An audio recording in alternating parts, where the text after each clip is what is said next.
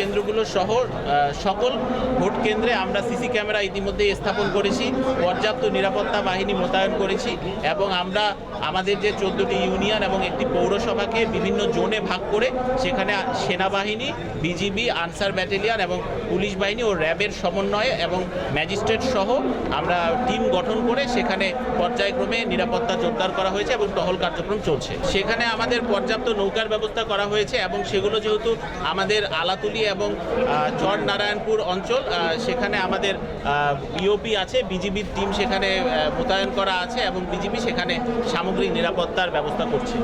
আমরা যেগুলো ঝুঁকিপূর্ণ কেন্দ্র সেখানে আমাদের একজন অস্ত্রবাহী পুলিশ এবং 2 জন নিরস্ত্র পুলিশ রয়েছে এবং আনসার সদস্য রয়েছে 16 জন।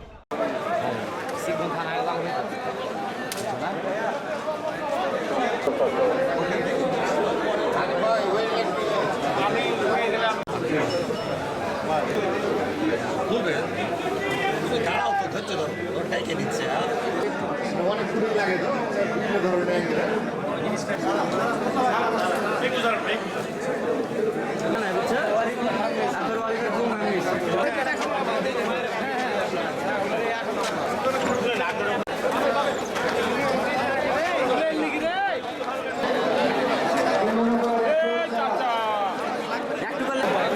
সকল আনসার সদস্য এবং পুলিশ সদস্য সকলের দৃষ্টি আকর্ষণ করছি। অতি দ্রুত সেন্টার মাঠে লাইন আপ হয়ে যায়। ভালো কাজ করেছে, দ্রুত লাইনে দাঁড়িয়ে